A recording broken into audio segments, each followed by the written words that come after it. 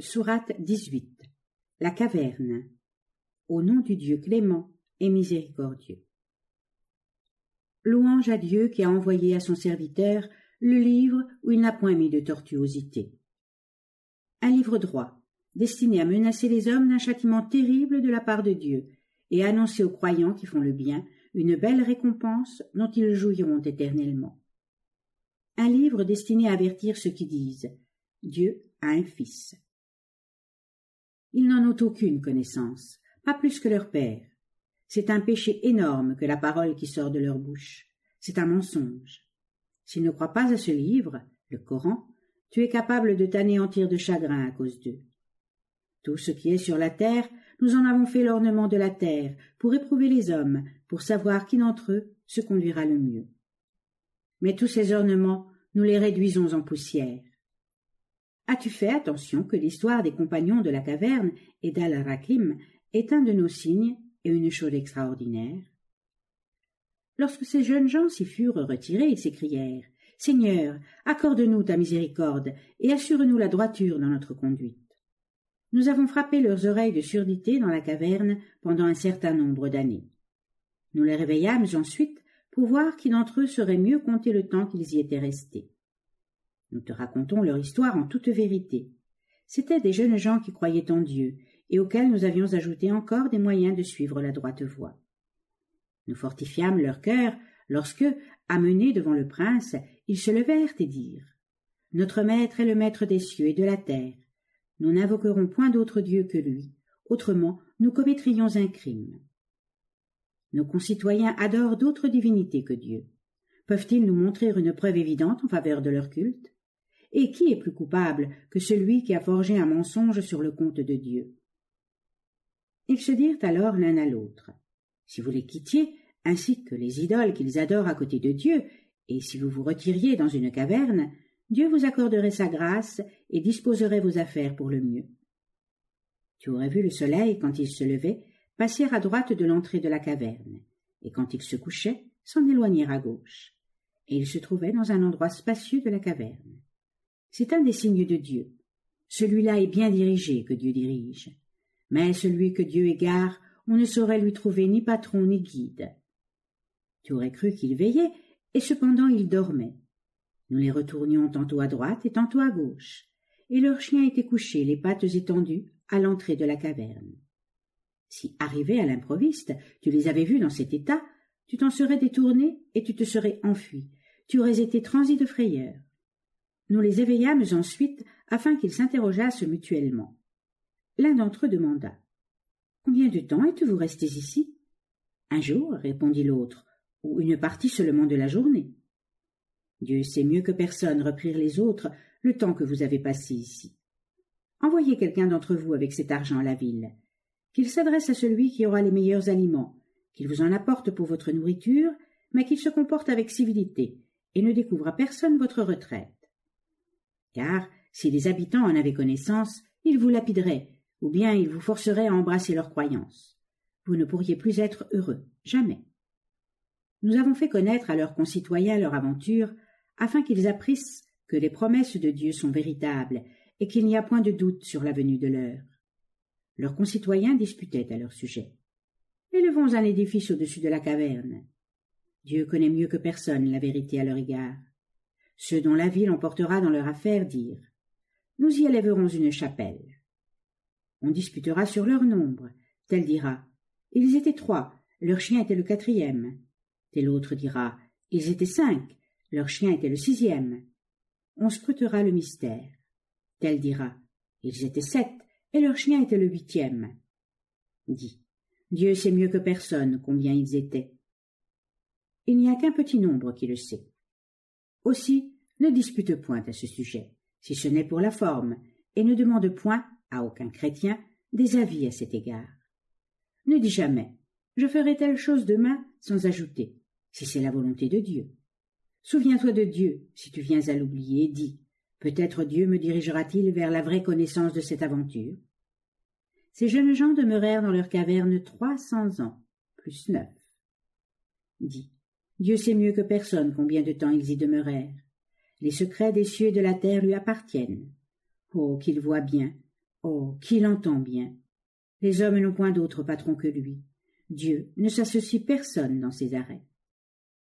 Révèle ce qui t'a été révélé du livre de Dieu. Il n'est personne qui soit capable de changer ses paroles. En dehors de lui, tu ne trouverais aucun refuge.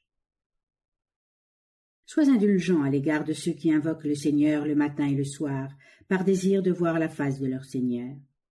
Ne détourne point tes yeux d'eux par désir du brillant de ce monde, et n'obéis point à celui dont nous avons rendu le cœur insouciant de notre souvenir, à celui qui suit ses penchants et dont toutes les actions sont un dérèglement.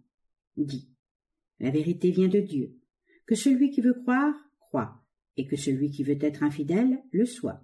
Quant à nous, nous avons préparé pour les impies le feu qui les entourera de ses parois. Quand ils imploreront du secours, on leur donnera de l'eau ardente comme le métal fondu qui leur brûlera le visage. Quel détestable breuvage! Quel détestable lieu de repos! Ceux qui auront cru et pratiqué le bien, certes, nous ne ferons pas périr la récompense de celui qui a agi le mieux. À ceux-ci, les jardins d'Éden. Sous leurs pieds couleront des eaux. Ils s'y pareront de bracelets d'or, se vêtiront de robes vertes de soie forte et de satin, accoudés sur des sièges. Quelle belle récompense! Quel admirable lieu de repos! Propose-leur en parabole ces deux hommes. À l'un d'eux, nous donnâmes 2 jardins plantés de vignes. Nous entourâmes ces jardins de palmiers, et entre les deux, nous plaçâmes des champs ensemencés. Les 2 jardins portèrent des fruits, et ne furent point stériles.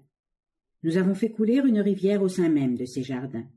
Cet homme a récolté quantité de fruits, et a dit à son voisin en conversation, « Je suis plus riche que toi, et j'ai une famille plus nombreuse. » Il entra dans son jardin, coupable envers lui-même, et s'écria qu'il ne pense pas que ce jardin périsse jamais. Je ne pense pas que l'heure arrive jamais, et si je reparais devant Dieu, j'aurais en échange un jardin encore plus beau que celui-ci. Son ami lui dit pendant qu'ils étaient ainsi en conversation, « Ne crois-tu pas en celui qui t'a créé de terre, puis de sperme, et enfin qui t'a donné les proportions parfaites d'homme? Quant à moi, Dieu est mon Seigneur, et je ne lui associerai qui que ce soit. Que ne dis plutôt, en entrant dans ton jardin, il arrivera ce que Dieu voudra. Il n'y a point de force si ce n'est en Dieu. Bien que tu me vois plus pauvre et ayant moins d'enfants, il se peut que Dieu m'accorde quelque chose qui vaudra mieux que ton jardin. Il enverra quelques traits du ciel, et tu seras un beau matin réduit en poussière stérile. Les eaux qui l'arrosent peuvent disparaître sous terre, où tu ne saurais les retrouver. » Les possessions de l'incrédule furent enveloppées dans la destruction avec tous ses fruits. Il se tordait les mains, regrettant ses dépenses, car les vignes se tenaient sur des échalas, dépouillées de leurs fruits, et il s'écriait « Plût à Dieu que je ne lui eusse associé aucun autre Dieu. » Il n'avait point de troupe armée qui l'eût secouru contre Dieu. Il ne trouvera aucun secours.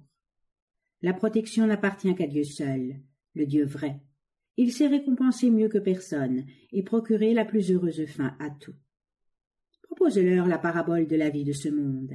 Elle ressemble à l'eau que nous faisons descendre du ciel. Les plantes de la terre se mêlent à elle. Le lendemain, elles sont sèches, les vents les dispersent, car Dieu est tout-puissant. Les richesses et les enfants sont les ornements de la vie de ce monde. Mais les choses qui restent, les bonnes œuvres, produiront plus auprès de ton Seigneur comme récompense et comme espérance. Le jour où nous ferons marcher les montagnes, tu verras la terre nivelée comme une plaine. Nous rassemblerons tous les hommes, sans en oublier un seul. Ils paraîtront devant ton Seigneur, rangés en ordre. Dieu leur dira, « Vous voilà venus devant moi, tel que je vous avais créé pour la première fois, et vous pensiez que je ne remplirais pas mes promesses. » Le livre où sont inscrites les actions de chacun sera mis entre ses mains. Tu verras les coupables saisis de frayeur à cause de ce qui y est écrit. Malheur à nous! Que veut donc dire ce livre? Il ne reste ni petite action, ni grande. Il les a comptées toutes. Les hommes les retrouveront là présentes à leurs yeux. Ton Seigneur n'agira injustement envers qui que ce soit. Quand nous dîmes aux anges, prosternez-vous devant Adam. Ils se prosternèrent tous, à l'exception d'Iblis, qui était un des génies. Il se révolta contre les ordres de Dieu. Prendrez-vous donc plutôt Iblis et sa race pour patrons que moi? Ils sont vos ennemis. Quel détestable échange que celui des méchants. Je ne les ai point pris pour témoins quand je créai les cieux et la terre. et quand je les créais, je n'ai pas pris pour mes aides ceux qui s'égarent. Un jour, Dieu dira aux infidèles, « Appelez mes prétendus compagnons, ceux que vous croyez être Dieu. » Ils les appelleront, mais ils ne répondront pas, car nous aurons mis entre eux la vallée de la destruction. Les coupables verront le feu de l'enfer et sauront qu'ils y seront précipités. Ils ne trouveront aucun moyen d'y échapper. Nous nous sommes servis dans ce Coran de toutes sortes de paraboles à l'usage des hommes. Mais l'homme est la plupart du temps enclin à la dispute. Qu'est-ce donc qui empêche les hommes de croire quand la direction du droit chemin leur a été donnée? Qu'est-ce qui les empêche d'implorer le pardon de Dieu? Peut-être attendent-ils le sort des hommes d'autrefois ou que le châtiment les atteigne à la face de l'univers. Nous envoyons des apôtres chargés d'avertir et d'annoncer. Les incrédules se servent d'arguments futiles pour effacer la vérité et prennent nos miracles et les peines dont on les menace pour l'objet de leur raillerie. Quel être plus coupable que celui qui se détourne quand on lui récite nos enseignements, qui oublie les actions qu'il avait commises de lui-même? Nous avons recouvert leur cœur de plus d'une enveloppe pour qu'ils ne comprennent point le Coran, et nous avons jeté la pesanteur dans leurs oreilles. Quand même tu les appellerais à la droite voie, ils ne la suivraient alors jamais. Ton Seigneur est indulgent et plein de compassion. S'il voulait les punir de leurs œuvres, il aurait avancé l'heure du châtiment. Mais ils ont un terme fixé pour l'accomplissement des menaces, et ils ne trouveront aucun refuge contre sa vengeance. Nous avons détruit ces anciennes cités à cause de leur impiété. Or, nous avions précédemment prédit leur ruine. Un jour, Moïse dit à son serviteur, « Je ne cesserai de marcher jusqu'à ce que je sois parvenu au confluent des deux mers, où je marcherai pendant plus de 80 ans. » Lorsqu'ils furent arrivés au confluent des deux mers, ils s'aperçurent qu'ils avaient perdu leur poisson, qui prit tout droit la route de la mer. Lorsqu'ils passèrent en avant, Moïse dit à son serviteur, « Sers-nous notre repas. Nous avons éprouvé beaucoup de fatigue dans ce voyage. » « Qu'en dis-tu » reprit son serviteur. « Lorsque nous nous sommes arrêtés auprès de ce rocher, je n'ai fait aucune attention aux poissons. Il n'y a que Satan qui ait pu me le faire oublier ainsi, pour que je ne te le rappelasse pas. Le poisson a pris son chemin vers la mer. C'est miraculeux. » « C'est ce que je désirais, » reprit Moïse, et ils retournèrent tous deux sur leurs pas. Là, ils rencontrèrent un de nos serviteurs que nous avons favorisé de notre grâce et éclairé de notre science. « Puis-je te suivre, lui dit Moïse, afin que tu m'enseignes une portion de ce qu'on t'a enseigné à toi-même par rapport à la vraie route ?»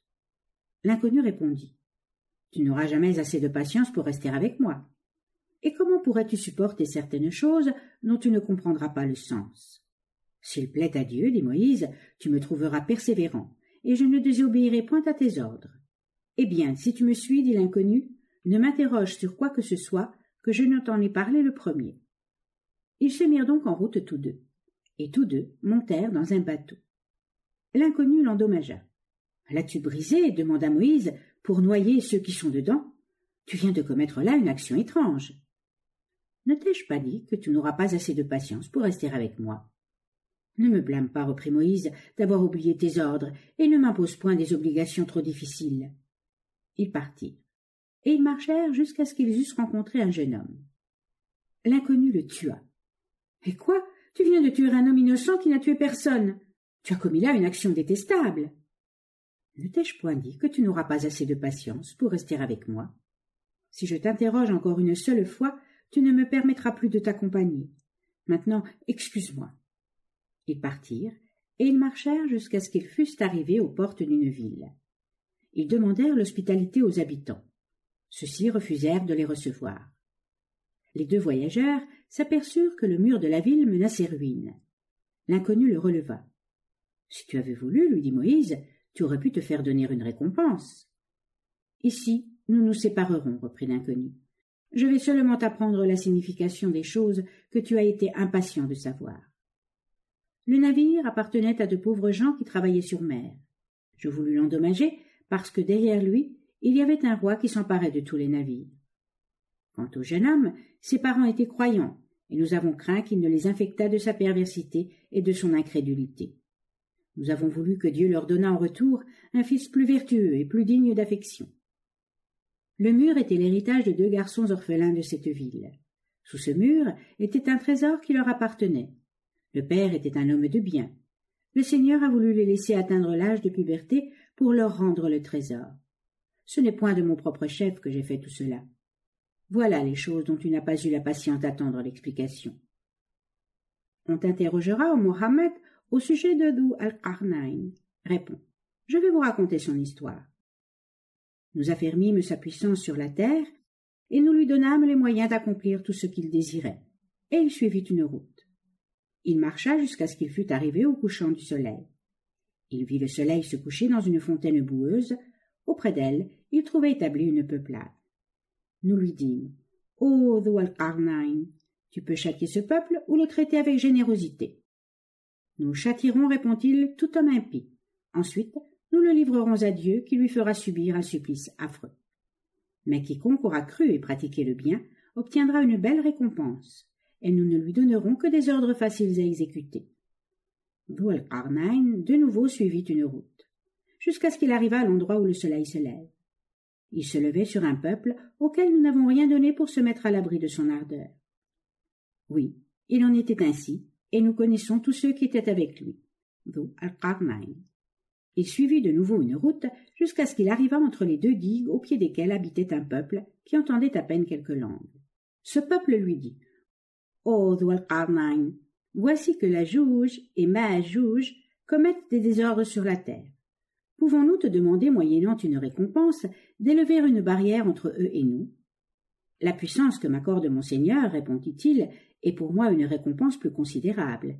Aidez-moi seulement avec zèle, et j'élèverai une barrière entre eux et vous. Apportez-moi de grandes pièces de fer, autant qu'il en faudra pour combler l'intervalle entre les deux montagnes. Il dit aux travailleurs, soufflez le feu, jusqu'à ce que le fer devienne rouge comme le feu.